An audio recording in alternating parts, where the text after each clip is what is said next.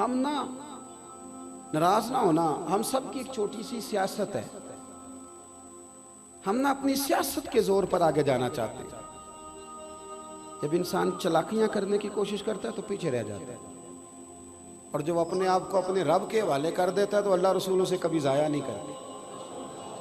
अल्लाह रसूल कभी ज़ाया, हमारी वो जो चक्करबाजी है ना, मेरी मिल्लत का जवान पढ़ा लिखा है, खूबसूरत है, कद काठ वाला है और बड़ा कुछ कर सकता है,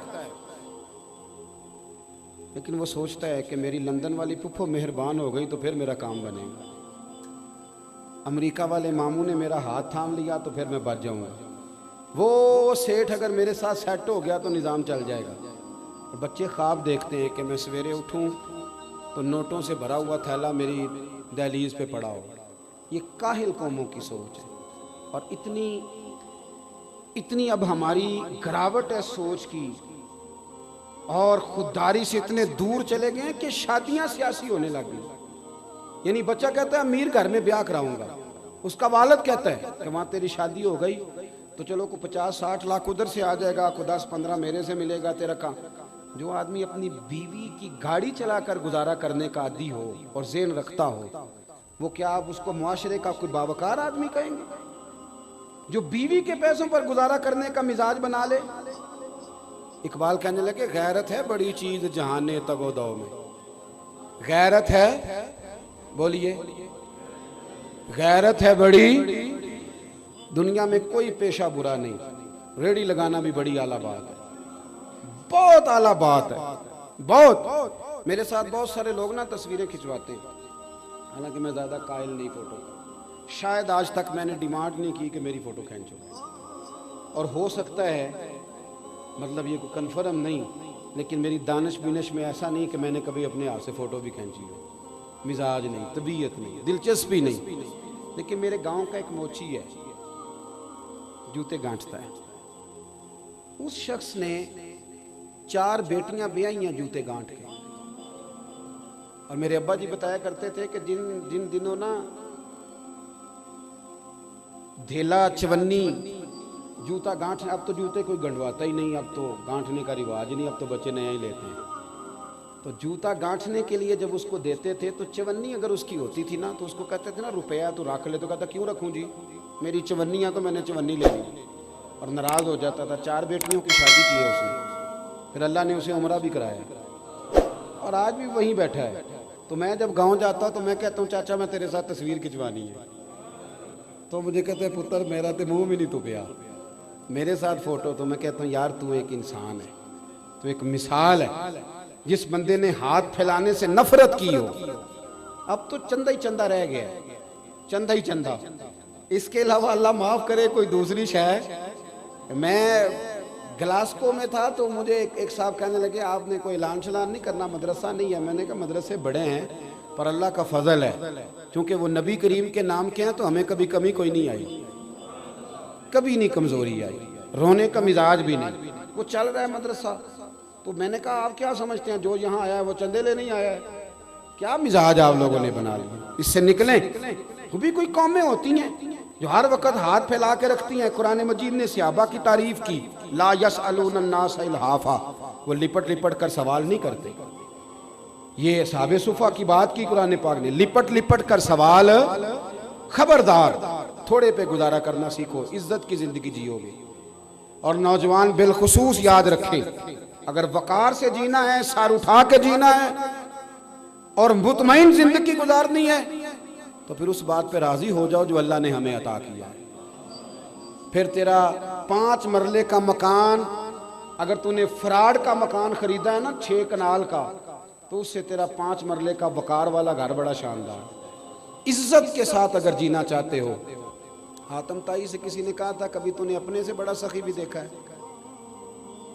आतम ताई का नाम है ना आज तक सखावत में, अपने से बड़ा सखी भी देखा है? उसने कहा देखा है। कौन सा? कहने लगा मैंने एक दफा अपने सारे शहर की दावत पकाई तो मैं चेहरे पे नकाब ओढ़ के निकला कि पता करूं कोई आदमी रह तो नहीं गया। तो जब मैं जंगल में गया तो मैंने एक बाबे को लकड़ियां काटते देखा। सब लोग उस जमाने के जितने पढ़े लिखे शुआरा अदीब सब मैंने बुलाए, बाबा लकड़ियां काट रहा था। तवज्जो है मेरी बात पर? कहते मैं उसके करीब गया, चेहरे पे नकाब था। मैंने कहा बाबा जी आपको नहीं पता आज आतम ताई की दावत है? कहने लगा बेटे पता है। तो मैंने कहा जाना नहीं? तो कहते बाबा ने अजीब जवाब दिया। कहने लगा मुझे ना अपने हाथों की कमाई का चस्का लग गया। किसका चस्का? हाँ, आजकल चस्का ये है कि किसी को पार्टी कैसे डालनी है, कैसे मुफ्त की रोटी खानी है। किसका चस्का लग गया? अपने हाथों की। बोलिए। मेरे ना मदरसे में एक लायक बच्चा पढ़ता है, मालदार घराने का था। तो थोड़ी सी ना, आपको पता है दौरान तालिब इल्मी हमें भी बड़े बहाने आते थे, तो ये चीज़ें याद आती हैं, तो थोड़ा आगे पीछे होता था। मदरसे में काम हो रहा था, तो मैं उसको खिड़की में लेके खड़ा हो गया। मैंने कहा बेटे एक चीज़ तुझे दिखानी है। जब तेरे सामने भुना हुआ गोश्त रखा जाता है तो नखरे करता है। इधर भी आ, एक नज़ारा देख। मजदूर ना सवेरे 2 रोटियों के बीच अचार रख के लाता है, और जब वो दोपहर को खाने लगता है ना मेरे भाई, तो वो अचार उसकी रोटियों को भी लग जाता है और पौने को भी लग जाता है। लेकिन जब दोपहर का वक्त होता है तो मिट्टी से लिथड़े हुए हाथ पहले वो जाके टूटी पे धोता है। फिर वो क्या करता है कि वो पानी का प्याला खुद भर के रखता है। तवज्जो मेरी बात पे रखें। फिर वो जमीन पे बैठता है, और जब वो पोना खोलता है ना, कभी उसे खाते हुए देखो, यूं महसूस होता है कि दुनिया की सारी नेमतें इसके सामने पड़ी हुई हैं। और टेबल पर बैठकर 22,000 की रोटी खाने वाले इतना शुक्र अदा नहीं करते जितना वो बंदा शुक्रिया अदा करता। या अल्लाह तेरा शुक्र है, या अल्लाह तेरा शुक्र है। और उनको लफ्ज़ नहीं सीधे पढ़ने आते, वैसे भी लफ्ज़ तासीर से बनते हैं, तलफ़्फ़ुज़ से नहीं। अहले दिल आज भी हैं अहले ज़ुबान से आगे। सही तलफ़्फ़ुज़ नहीं अदा करना आता, लेकिन जब वो हाथ बांध के कहते हैं ना या अल्लाह तेरा शुक्र है, तो यूँ महसूस होता है कि रोटी तो इस बंदे ने खाई है, खाना तो, वरना शादी के मौके पर इतना खाया नहीं जाता जितना तबाह किया जाता है, क्योंकि मुफ्त का होता है ना, मुफ्त का। तो याद रखें, मेहनत की कमाई एक हुस्न है, एक वकार है। वो जो बंदा 50 लाख रुपया महीने का या साल का कमाता है, वो तो देखता भी नहीं बेचारा पैसों को। वो बैंक में आए और बैंक से ही सारी जिंदगी अपनी दौलत देख सकता। लेकिन जो 600 रुपया दिहाड़ी लेता है ना, उसको जब शाम को मिलती है तो 3 दफ़ा हाथ साफ करता है और 3 दफ़ा बिस्मिल्लाह शरीफ पढ़ता है, और फिर वो जेब में डालता है। फिर वो हिसाब करता है कि 50 कहाँ लगाने हैं, 60 कहाँ। तो खुददारी से जियो, बावकार रहोगे, बाइज्जत रहोगे। हातम ताई कहते हैं मुझे कहने लगा कि मुझे हाथों की कमाई का चस्का लग गया है, अब मुफ्त के दस्तरखान पर मुझे मज़ा नहीं आता। तो कहते मैं तो बस उसका फिदाई हो गया। जब मैं वापस आने लगा तो उसने मुझे आवाज़ दी। मैं वापस पलटा तो कहने लगा बेटा आप भी दावत पे जा रहे हैं? मैंने कहा हाँ। तो उसने मुझे 5 दिनार निकाल के दिए। कहने लगा ये ले जाओ, हातम ताई को ना देना, वहाँ जो आदमी लंगर पका रहा ना उसे दे देना। यार बड़े बड़े लोगों ने रोटी खानी है, चलो मेरा भी हिस्सा पड़ जाएगा। तो हातम ताई कहते हैं मैं घोड़े से गिर गया, चेहरे से कपड़ा उठाया और मैंने कहा बाबा मेरे सीने से लग, मैं तो अमीर हो के सखी हूं ना, तू गरीब हो के बड़ा सखी है। आज समझ आई है तेरी सखावत की। पढ़िए ना हदीस पाक। हजरत अनस बिन मालिक कहते हैं एक शख्स ने आके कहा या रसूलल्लाह कुछ दीजिए, हुजूर मुझे कुछ बोलिए। और मेरे महबूब का दरवाज़ा वो है कि जहाँ से कभी कोई खाली गया ही नहीं। हुजूर कुछ दीजिए। तो नबी करीम अलैहिस्सलाम ने आज अलग बात कर दी, फरमाया तेरे पास कुछ भी नहीं? उसने कहा हुजूर मेरे घर में एक प्याला है और एक कंबल है ओढ़ने का। इतना गरीब को बंदा इस वक्त बैठे महफिल में जिसके घर में एक ही प्याला हो। जो चुप है उनके बारे में क्या नजरिया इख्तियार करो। कोई ऐसा गरीब जिसके घर में एक ही प्याला हो, सिर्फ एक ही कंबल हो। लेकिन यहाँ बैठे मेरे समेत हर तीसरे बंदे को आप पूछ लें कि हालात क्या हैं तो कहेगा दुआ करो। बड़ी मुश्किल है, इतना गरीब कोई बंदा मौजूद। लेकिन आप किसी को पूछ लें वो कहेगा जी बस दुआ करें। कोई ऐसा पीर मिल जाए जो मुझे अल्लाह दीन का चिराग दे दे ताकि नोट किसी तरीके आ जाए। और वो नाथ खां जो कहता है कि कौन देता है देने को मुंह चाहिए, देने वाला है सच्चा, वो भी कहता है पहले 25,000 दो। कोई तू स्टेज पे तो कह रहा था हुजूर देते हैं, और यहाँ जब तक तेरे अकाउंट में ना जाए तेरा काम ही नहीं चलता। अजीब तमाशा है ना। एक साहब ने बड़ी दूर से मुझे फ़ोन किया, कहने लगे टाइम दे दे। मैंने कहा जी मैं आ जाऊँगा, फारिग होता हूँ तो आ जाया करता हूँ, तो मसला नहीं है, हम इतने बड़े लोग ही नहीं, आ जाएंगे। कहने लगा जी आप बताएं, मतलब अकाउंट नंबर दे दें। मैंने कहा यार आपने गलत जगह फ़ोन कर लिया, मैंने तो बताया कि वो तो बड़े लोग होते हैं, तो हमें पता है अपनी हैसियत का, इंशाल्लाह हाज़िर हो जाएंगे, आपसे बात होगी। कहने लगे नहीं आपको तो कुछ बताना ही पड़ेगा, कुछ बताएं कुछ बताएं। मैंने कहा कुछ भी नहीं, मैं इंशाल्लाह हाज़िर होऊंगा। अल्लाह ने मुझे तौफीक दी है, मैं शाम को बड़ी ज़बरदस्त खाना अपने बच्चों में अच्छा बैठ के खाता। एक गाड़ी है जिस पे सफ़र करता हूँ, अगरचे मकान मेरा 2 कमरों का है, पर कभी अल्लाह ताला ने मेरे दिल में ये तमन्ना पैदा नहीं की कि कोई बहुत बड़ा हो तो गुजारा सही हो। मैं बड़ी इत्मीनान बख्श ज़िंदगी गुजारता हूँ, तो मैं आ जाऊँगा। कहने लगे नहीं थोड़ी मेहरबानी कुछ दसो। मैं क्या 3 करोड़ रुपया दे जा।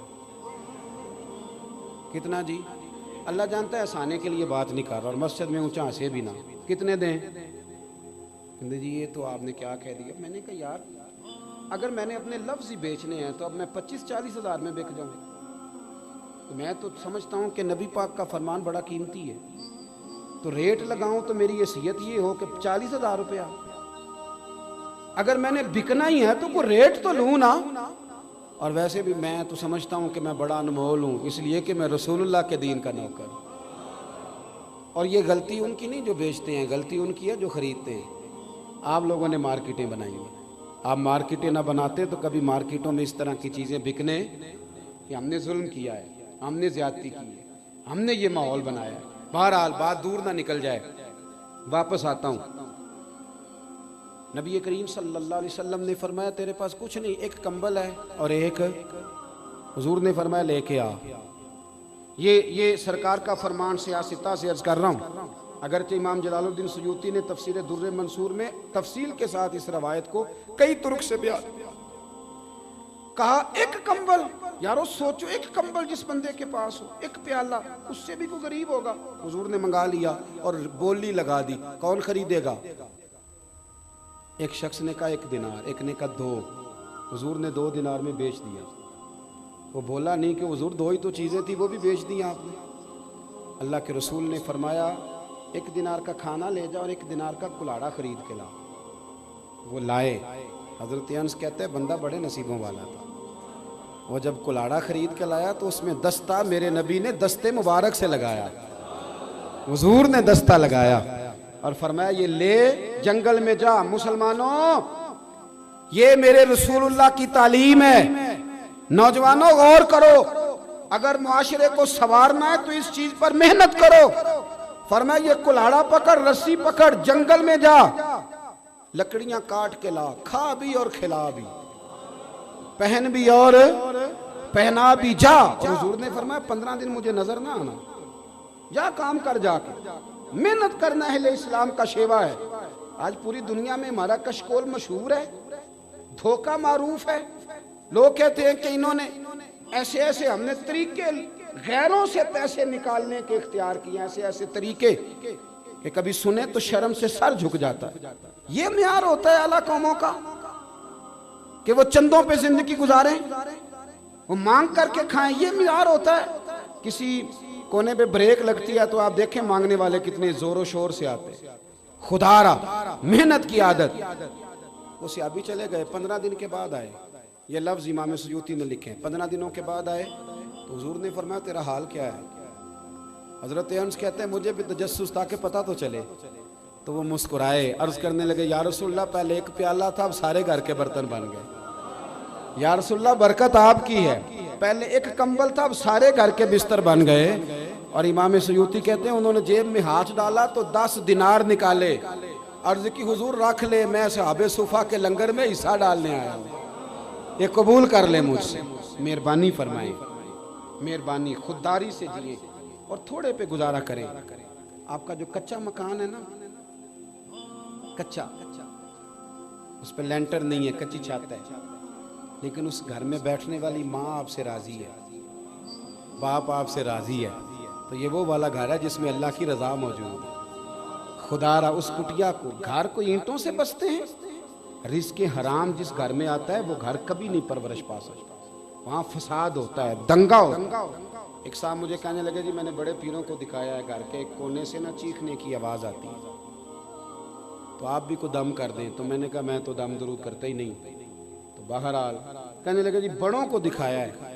तो मैंने कहा यार नाराज़ ना होना, आप मेरे दोस्त हैं, मैंने वैसे एक जगह पे ये सुना है और पढ़ा है कि अगर किसी कोने में किसी यतीम और बेवा के पैसे लग जाएं तो वहाँ से चीखने की आवाज़ें बंद नहीं होती। इस पे भी थोड़ी गौर कर लो कि कहीं किसी का नाजायज़ पैसा तो नहीं लग गया। मैं थोड़ा सा कभी कभी मुझे उलमा मौका दे देते हैं किसी मीटिंग में बात करने का, तो वहाँ भी मैं कह दिया करता हूँ, कई बार कह देता हूँ। मुझ शेख साहब ने कहा था कि अगर आपके बच्चे तालीम हासिल न करें तो आप क्या कहेंगे? तो मैंने कहा मैं कहूँगा कि मेरे से मदरसे के बच्चों के साथ ज़्यादती हो गई है, इसलिए मेरे बच्चे नहीं पढ़ सके। अगर मैं उनसे प्यार करता तो रब मेरे बच्चों पे भी फजल फरमाता, लेकिन उनके साथ जुल्म होता रहा। देखे ना, तकवा बयान करता हूँ मैं कि मैंने कभी मदरसे का खाना नहीं खाया, हालांकि तकवा यह है कि तू वही खाना खा जो मदरसे के बच्चे खाते, तेरे बच्चे भी वही खाएं, ताकि तुझे पता चले कि यतीम मिस्कीन बेचारे कैसे गुजारा करते। तू वही खा जो कपड़े मदरसे के तालिब इल्मों ने रमज़ान में पहने होते हैं ना, वो आपका चौकीदार भी नहीं पहनता, वो मुलाजम भी नहीं पहनता।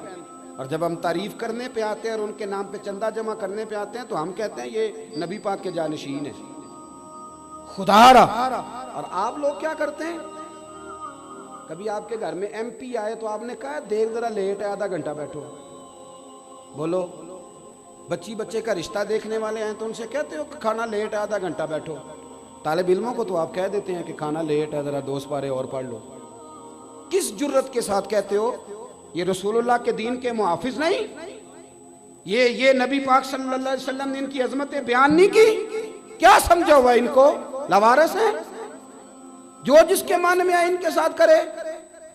और फिर आप दावा करते हैं कि हमें स्कॉलर मिले मदारस से, हालांकि मदारस अपना किरदार अदा कर रहे हैं, मैं शुरू में कह चुका हूं, लेकिन जो इनके साथ जुल्म हो रहा है उसका अहाता करना भी बड़ा जरूरी है। इसलिए कि मैं खुद इस कबील का आदमी हूं, इसलिए बयान कर रहा हूं।